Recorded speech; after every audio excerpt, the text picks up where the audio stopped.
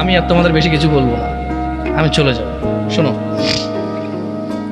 ছেলে যত খারাপই হোক, যত অন্যায় অপরাধ করুক, শেষ পর্যন্ত বাপের সম্পদের মালিক কে?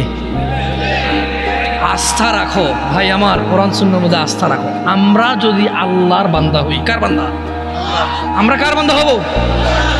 তোমাকে আমি বলি, শোনো, আমি শেষ আমার ওয়াজ। আমরা যদি আল্লাহর বান্দা হয়ে মরতে পারি, এরপরে আমরা যখন আল্লাহর সামনে যাব বিচারের মাঠে, যখন আমরা মরব, হিসাবের টাইম আসবে, আল্লাহর সামনে যখন আমরা উপস্থিত হব, যখন আমরা কুফরি করব না, শিরিক করব না, যখন আমরা কি করব না, কুফরি করব না, শিরিক করব না, আল্লাহর সামনে গেলে আমাদের অনেক গুনাহ যদি থাকে, এটা আল্লাহর ক্ষমতা। আল্লাহ আমাদেরকে শাস্তি দিবে অথবা ক্ষমা করবে। আল্লাহ আমাদের শাস্তি দিবে অথবা ক্ষমা করবে। এটা কার ইখতিয়ার? সিদ্ধান্ত কার?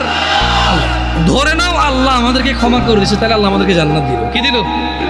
ওকে, ধরে নাও আল্লাহ আমাদেরকে ক্ষমা করে নাই, তাহলে আল্লাহ আমাদেরকে শাস্তি দিবে। কি দিবে?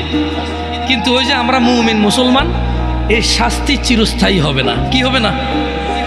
কি হবে না? ওই যে যার যে অপরাধ, চুরি করলে 6 মাস জেল, ডাকাতি করলে 1 বছর জেল, মানুষ মারলে 12 বছর যাবজ্জীবন জেল, ওই হিসেবে আমাদের অন্যায় অপরাধ অনুযায়ী শাস্তি পাবো। কি পাবো? যদিও শাস্তি বড় ভয়ঙ্কর, আল্লাহ আমাদেরকে আশ্রয় দিকে। আমিন। আমি তোমাদের বলি, আবার বলি, শোনো, বোঝার জন্য বলি। আমি তোমাদেরকে কি বলতে চাচ্ছি তোমরা কি বুঝতেছো ভাই? আমি বলতেছি না যে অপরাধ করো, আমি মূলত বলতে চাচ্ছি তোমরা মুসলমান হয়ে মরো ভাই। আমি মূলত বলতে চাচ্ছি আমি যাতে মুসলমান হয়ে মরতে পারি, কারণ মুসলমান হয়ে মরলে অন্যায় অপরাধ থাকলেও আল্লাহ যদি ক্ষমা করে দেন, তিনি গফুর রাহিম। আর যদি আল্লাহ বিচার করে, তাহলে তিনি কঠোর কঠোর।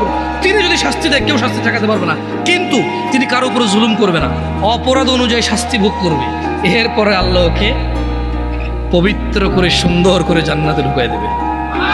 আর শোনো শোনো শোনো শোনো শোনো শোনো শোনো শোনো, তোমার চাইতে ছোট জান্নাত কেউ পায় নাই। তুমি এই পৃথিবী সমান 10টা পৃথিবীর মতো জান্নাত পাবে। সুবহানাল্লাহ। এর চাইতে বেশি কিছু লাগবে তোমার? মরতে হবে কি হয়ে? মরতে হবে। এই পৃথিবীতে হাজার অপরাধ, গুনাহ না কুফরি। ওয়াক্ত নামাজ ফরজ, কয় রাকাত